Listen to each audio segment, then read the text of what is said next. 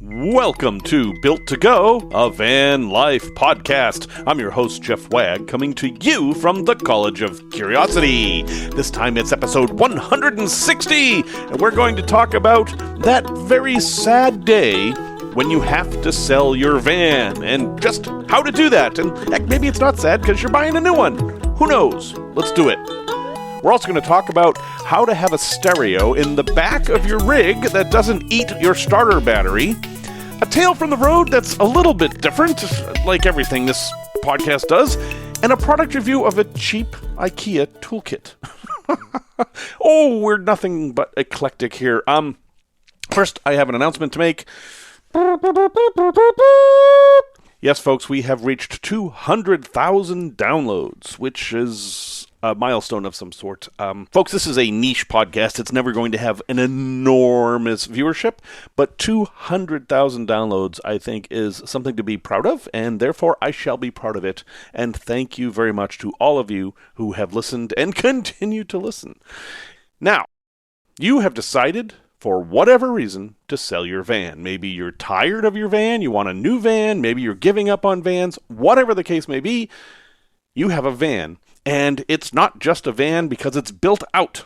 That makes it a little bit harder to sell than just a regular vehicle because there's no blue book value for these things. There's no way to look up its value, and a lot of major organizations won't know how to deal with it.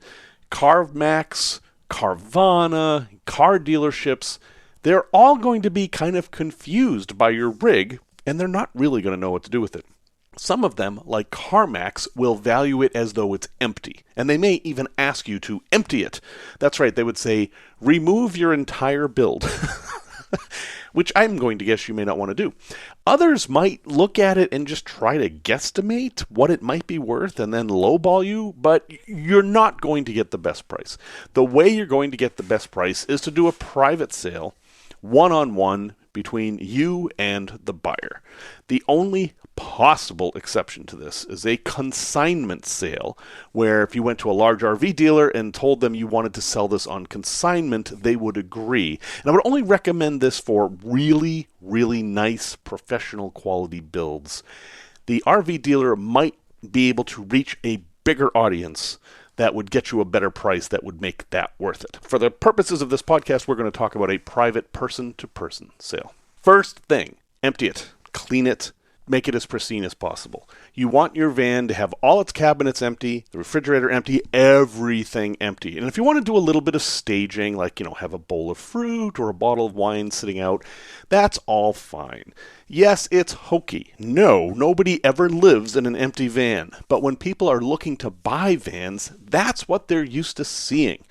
Nobody is going to be interested in buying a van that looks like you just spent a weekend hiking through the mud, even though most of the time, that's what most of our vans look like. We can be honest here. No, you have to put its best face forward. And that requires you to empty it and clean it. If you're living in it full time, well, this is a hard thing to do. But you literally can just go to a big parking lot somewhere and empty everything out, take pictures of it, and then put it all back. It's a pain, but it's really a necessary step if you want to get top dollar. Number 2, I recommend that you make a video. Make a video tour of your van and put it on YouTube. I did this with my NV200 that I sold. I had the video up there anyway. But when I went to sell the van, I changed the YouTube video so that the title said, for sale. Now, you can't edit YouTube videos that have been published, but you can edit the titles and the description. So, if you happen to have a tour of your van already up there, go ahead and change it to for sale, and you might be surprised at who contacts you about it. I had a few people contact me through YouTube, and while none of those deals worked out, it definitely got me more exposure, and that's what the game is when you're trying to sell a van. Number 3, take a lot of pictures. Do yourself a favor and take a lot of pictures now. And take boring pictures. Don't just take the pretty pictures. You're going to take those anyway, no matter what. Take pictures of the drawers being open. Take pictures of the engine bay. Take pictures of the tread on the tires and the tire codes on the tires and what the oil looks like on the dipstick. Go ahead and just spend an hour going crazy taking pictures and then bring them back home and sort them out and label them carefully. You're not going to upload all these pictures, but there's a good chance that someone's going to ask you for one of them. And what you don't want to do is get into a situation where it's Friday at 6 p.m. and it's dark out and you've got somebody on the line and they're like, hey, so can you send me a picture of the oil and the tires? And you can't because you have to wait till in the morning. It's better just to have all that stuff. So take way too many pictures. And then when you post your ad, pick the 10 best. You want at least 10. A lot of sites will limit you. Those aren't the best. But if you can do 10 photos, that's a good number. You want to see the outside from several angles. You want to see the inside from several angles. And then focus on interesting features. Anything you have that's unusual. My NV200, I put in this glass shelf that was underneath a cabinet, and I haven't seen anybody else do that, so I focused on it in the video just as a curiosity, but that actually worked to my favor when I was trying to sell the van because that was something that caught people's eye and made them remember the van. That's a very good thing. Number 4 is gather all your records. Now, caveat here. When people buy vehicles, they think it's very important to get a service history with all the receipts, like every oil change, every repair, and everything like that. However, it's a little bit of a lie. So gather that stuff if you can. It can never hurt to have all those records. Even if something went terribly wrong, having a record of it shows that you were a responsible owner and you fixed it. That's a good thing. But the truth is that I bought a van with excellent service records. I had a record of every oil change, every bit of work that was ever done on it, and it still had tons of problems because that work wasn't done correctly, or it was done at the wrong shop, or it was the wrong work that was done. Records are something people ask for, but they really aren't as useful as people think they are. It's more of a binary thing. If you have the records, it shows you did some maintenance. If you don't have any, then, well, we don't know. Okay, number 5, you got to figure out the price, right? How much are you going to ask? Well, you can do 2 things with the price. You can either optimize for getting the most amount of money, or you can optimize for selling it as quickly as possible. It's pretty hard to do both, so pick one. And then how do you know if your price is reasonable? Well, like I said, that's kind of the entire problem with selling a camper van is that we don't really have anything to go by. I mean, if you have a Winnebago Revel, then sure, you can look that up because it's a known brand name. But if you've got a 2018 ProMaster 3500 that you built out with an elevator bed and hot and cold running water, I don't know what you compare that to, except to look at other similar rigs. So you're going to have to spend an evening going through all the different sites that list vans for sale and see what other people are charging. Now, if you decide that you want to sell it quickly, you're going to choose the lower end of that range. If you have time and you want to make the most amount of money, pick the higher price. What I actually recommend is that you pick a wish price and an acceptable price. And you are going to keep the acceptable price quite secret. You were never going to say that. For me, when I sold my van, I set it in the middle of those two. I didn't actually follow my advice because I wasn't in a huge hurry, but I did want to make a decent amount of money on it. My wife was actually wanting me to put it up for several $1,000s more, but I picked the amount that I thought it was worth and I'd be comfortable selling it for, and that happened to be about double what the van cost me when I originally got it. So I valued my build as double what the van was, and that didn't count all the miles I'd put on it, which was like 50,000 miles. So it's a tricky thing, but the only thing you can do is look for comps and then decide how much time you have. And, you know, it doesn't hurt to ask too much at first unless you're in a hurry. Let's say that you think your van's worth 20. But, you know, what the heck? Things are weird in the market right now. They're still a little strange. It's the spring. Maybe you'll find someone who falls in love with your rig. So why not list it at 25? And then what will happen is after 3 weeks or so, if you don't get any leads, lower it. Lower it to 22. Lower it to 23, whatever you're comfortable with. And then change the ad, reduced. Put a big reduced with exclamation points. even though that's kind of an artificial sales game, and I tend to hate those things, psychologically this works because people will see that, holy cow, they're already reduced this by $3,000. Even if I paid the price they're asking, I'm getting a $25,000 van for $22,000. It's not true, but that's how brains are. And, well, when you're selling a van, you want all that brain stuff in your favor. Now, where are you going to list this? You can put a sign in the window, but you're probably going to need a much bigger audience to find the right buyer. I will be completely honest here. I have had the most luck with RVTrader.com. The trader websites, and there's Boat Trader and ATV Trader, and basically anything you can think of, trader.com is a website that sells that thing. RV Trader is, in my opinion, the biggest and best way to sell your camper van. Even though it's not technically an RV, people are looking there for camper vans, and they don't last very long. It's a flat fee. It changes. There's always specials. I think the last time I listed a vehicle there, it was $75 to have it up for a month. You can pay extras for having it be premium and all that stuff. I don't think any of the extras are worth it. Just get the basic plan and make sure that you have a very detailed description with lots of pictures and an easy way for people to contact you. There's no reason not to put it up on the free sites, except for one thing. So the free sites are Facebook Marketplace, Craigslist, and this new one that I've just discovered that I think is free, but don't quote me on that, do your research. It's called thevancamper.com. And that site lists and sells vans, and it looks very nice and very straightforward, but it also looks like it's free. So that's great. The bad thing is, I haven't heard of it before. That means it doesn't have a huge audience, and maybe it will if we keep talking about it. But so check that one out too. I wouldn't list it in newspapers or the Big Nickel or anything like that. I would stick completely online because that's where the people are who are buying camper vans. The more free sites you put it on, the more crap you're going to have to deal with. There are people out there that just go and will just write to anybody who has a van they might like and ask questions that are dumb. And this has happened to me every time. So for the NV200, even though I had a full video tour and a bunch of pictures, I would get people writing me all the time saying, got any more pictures? Like, I would get 10 of those a day, almost exactly the same. I kind of wonder if they were bots. And I would always reply the same way. Yes, I can take any picture you would like. What would you like a picture of? And never, not once, did I get a reply. So a serious buyer would have replied to that very simply.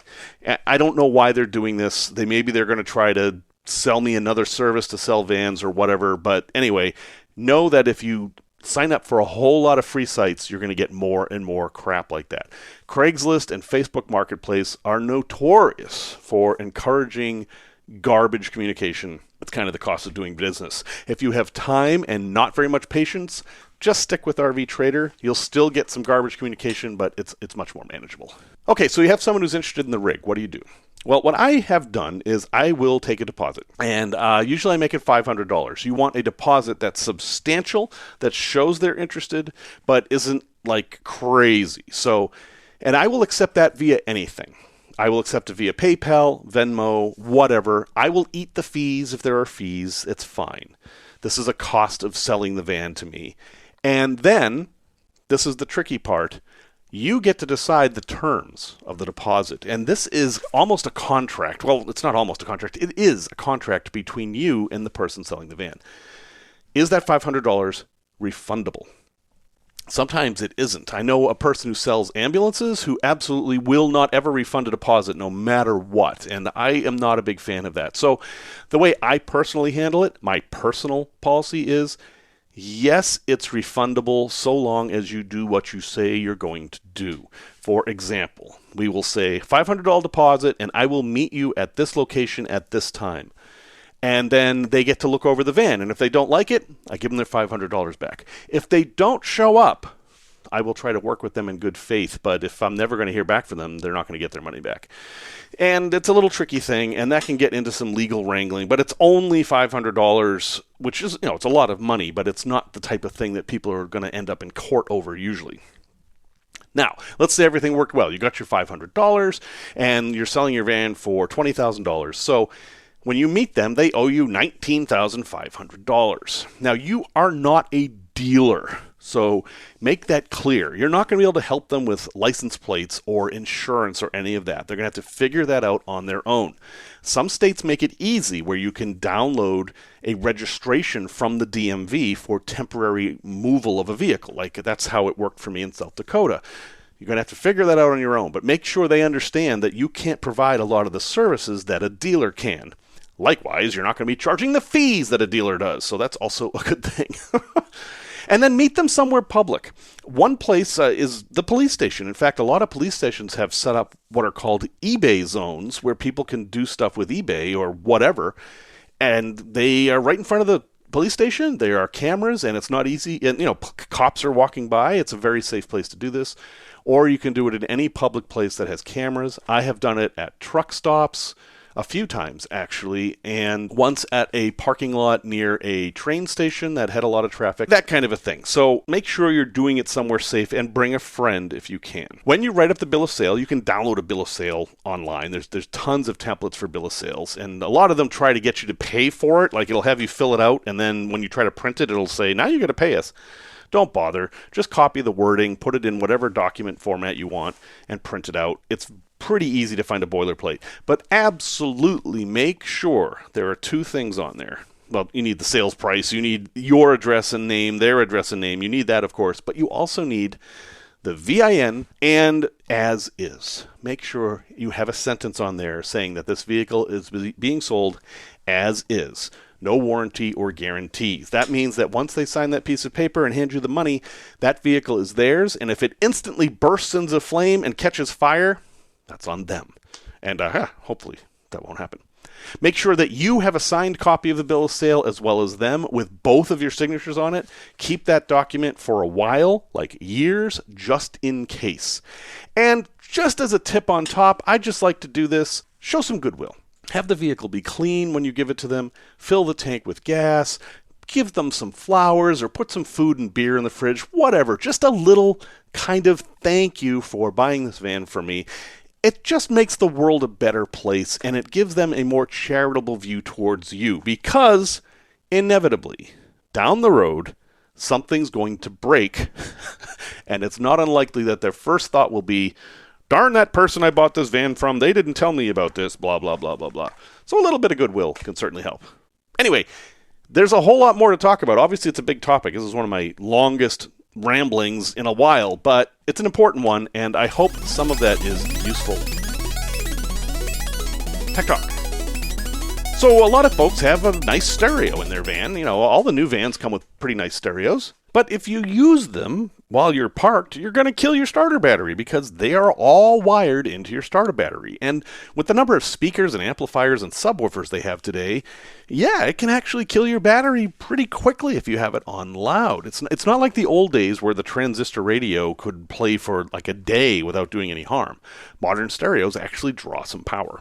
Well, you've got two options. One is that you can actually run power from your leisure battery to your stereo. Now, this requires some understanding of the circuits. You have two hot wires going into your stereo, one to keep the clock settings correct, and you could leave that one hooked up to the starter battery. But you have a main power wire. It's usually red, and it's usually the thickest wire going into your radio, not counting the antenna. You could put a switch in that line and have it switch between the front and back battery. It's not that hard to do, but if you screw it up, it could cause some problems, and if just the very thought of cutting a wire terrifies you, that's not the way to do it for you. So I present to you another way to do it. A caveat here, you can also just put a Bluetooth speaker in the back and be done with it all and use your phone. That's what I do. But if for some reason you like to have an actual hardwired stereo, like for some reason every RV manufacturer still does this, you can put one in the back. And the trick is that it is just going to run off your leisure battery. You just buy another stereo. Now, you're going to have to use different speakers, unfortunately, because if a radio is off, the wiring to the speaker becomes a dead short, and you basically can't hook up two stereos to the same set of speakers unless you have a switch that switches between them, and that's a whole lot of wiring. So what I suggest is, if you really want to have a stereo back there, is to find a car stereo that you like, find a place to put it in the back of your van, and give it its own speakers. You could have them be on the outside of the van, or on the inside, or portable, or whatever you want. There really isn't that much to it, but there are two tricky things that I want to tell you about. First off is the antenna. Now, you need an antenna, even if you're not going to use the radio. If the thing has a radio, it really needs to have the antenna hooked up. They don't like it if the antenna is not hooked up. Sometimes they will use that antenna wire as a ground or a secondary ground. And I had a radio that I wasn't ever listening to the radio, and I disconnected the antenna because I didn't need it, and it just didn't work. So you're going to need some kind of an antenna. And you can actually mount that anywhere you want. But of course, the best place is going to be on the roof. And yes, you can Y off of the antenna that you already have, but it's probably easier just to put in a new one. So that's the first caveat, an antenna. The second is that, again, you're going to have two power wires. And you want to preserve your leisure battery, so what you're going to need is a switch that you install for the main power wire, and that's how you'll turn the radio on and off. A lot of the modern radios don't have on-off switches. They simply turn on if the vehicle's on, and that's what that switch is going to simulate. The other one that keeps the clock settings and all that, you're going to run that right to hot, and that's going to be hot all the time. So think about it. If you really want to have that kind of a radio in the back of your van, you can completely do it. It's just going to be its own separate system. But before you do that, give some serious thought to the Bluetooth speaker thing, because boy, it's convenient, and ultimately, it doesn't take up that much space. Tales from the road. This isn't a tale. I don't know what this is, but I'm going to tell it to you because it involves some tales. All right? Bear with me here. So you are right now listening to a podcast, and it just occurred to me that folks now are living in a world where you can't buy an iPod. iPods are no longer sold, and you may have figured this out already, but the word podcast comes from the word iPod. And iPods were called that simply because they were these little pod-like devices that were the first super successful MP3 players. They were not the first by any means, but they were the first that was as crazy successful as it was. And when people started having these all over the place, everyone started having them, you used to get your music directly from Apple. And you would have to buy it. It wasn't a matter of just, having music and downloading it. They expected you to buy all your music again using iTunes, and then, you would have it on your iPod and you'd download and stuff. But then they loosened that up a bit, and you could put on your own files. And you could, rip CDs into MP3s and put them on there. And all this leads to the world we have now, where basically everything's a subscription or it's just free or whatever. Obviously, your phone is your iPod now. But let's think about these words here. Podcasting, iPod. When they first got that popular, somebody had the idea that they could suddenly make their own radio programs, and people could download them and listen to them every week. Now, people were doing this anyway. They were using real audio to do a thing called internet radio or internet broadcasting. That was what we thought we were doing, and some of the shows were pretty good, and some of the shows morphed into podcasts that are still around today. But where do these terms come from? Well, you can probably figure out that podcasting is a play on the word broadcasting.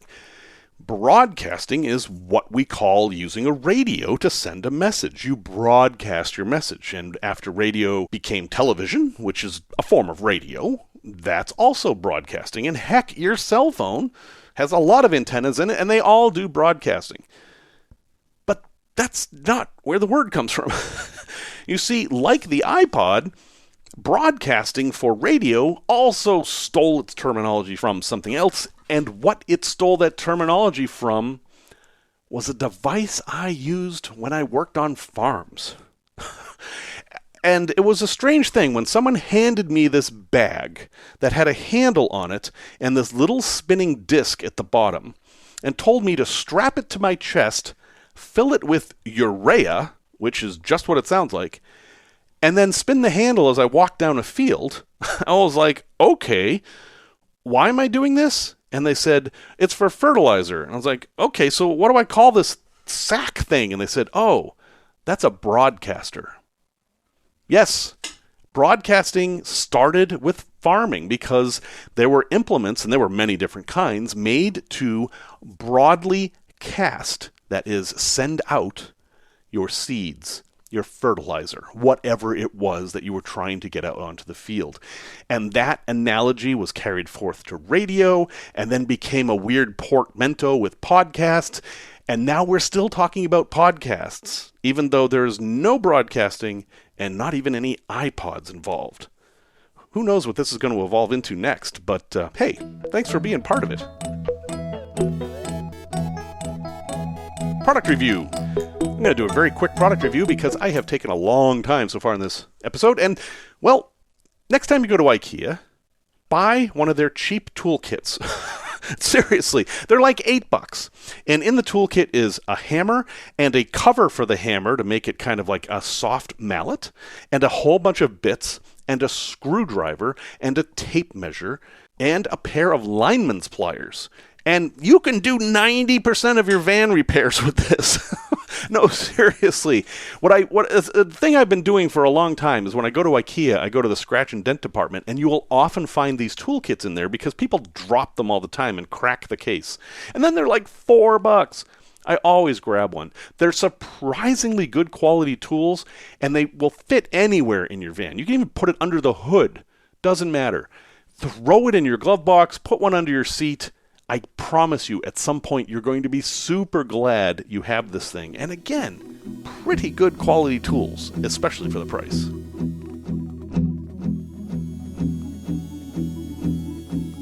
A place to visit. My dad called me and said, hey, I'm looking at a cruise on the Great Lakes. And there are very few cruises on the Great Lakes. They're crazy expensive. And then he said, but I don't know if I want to go to Duluth.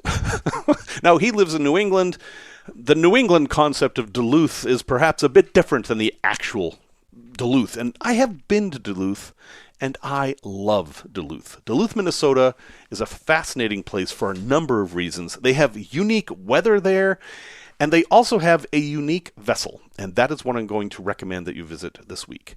On the shores of Lake Superior, they have a moored vehicle. It's actually on land now, a land berth, they call it. And it is the SS Meteor. Isn't that an exciting name? And when you see this thing, you are going to be confused because this ship is a whaleback. And so far as we know, it is the only whaleback still afloat, so to speak, or at least above the waves, in existence today. And a whaleback is a ship that was designed in the late 19th century to stop fighting the water. You're in a boat, it's floating, the water's trying to make the boat not float. Why fight that? And no, it's not a submarine. What it is it's a vessel that is meant to allow the waves to go over it. So it looks like a submarine. It rides really low in the water, and it's basically partially submerged the entire time it's sailing. The only part that's above the water is where the people are. And it was a great idea, and this ship sailed almost 100 years. So the design clearly worked. Now you get a full tour of this vessel. It's a guided tour. Someone will take you around from room to room and tell you its entire history. They did crazy things with this ship. Like at one point, they wanted to turn it into a tanker, and instead of just putting big tanks on it, they just decided to fill up the space between the walls. Like between the outer hull and the inner hull, they just used that for the oil, and some of the oil is still in there. Anyway, it's a great, simple hour and a half kind of tour in the fascinating town of Duluth, Minnesota, and I think it's worth a visit, probably in the summer. Resource recommendation. A very quick resource recommendation. With all this talk about selling cars and vans and such, consider CarFax. Seriously, CarFax is a good thing. And one thing you can do is to buy a CarFax on your own vehicle before you sell it. Now, it'll cost you like $39. It's not cheap, and they have specials and stuff. If you're looking at buying a new van, you can buy like a 10-pack and then do 10 different vehicles. But CarFax is a really good service that shows you all the pertinent stuff about your vehicle. Like, it will answer any questions about whether it's a lemon law recall or if it is some sort of a salvage title or anything like that. Any major event in the vehicle's history, whether it's sold or in an accident or had a major repair or whatever, is found in that CarFax document. And if you buy it for yourself while you're selling a vehicle, you can post it. You can just post it and say, I am so confident in this vehicle, here's the CarFax for it. I find them interesting to look at anyway because I like to know the history of the vehicles. And then, if you're going to buy a vehicle, a used vehicle, it's worth the $39 investment to do the CarFax. Because think about it. $39 seems like a waste in some ways, but if there's something wrong with the vehicle and you catch it for $39, holy cow, that's a pretty cheap investment. So, this is not sponsored. I know I'm giving them glowing praise here. I just really like them. They didn't give me any money or anything like that. But you can learn more at www.carfax.com. That's FAX for fax. Definitely well worth doing. Well, folks, thank you very much for listening to episode 160, and thank you again for helping us get to 200,000 downloads. Whew. Music, as always, is by Simon Wagg. And heck, since we're talking about selling, here's a quote from some anonymous guy who's probably a salesman, and I probably wouldn't like him. But he says, sell the problem you solve, not the product.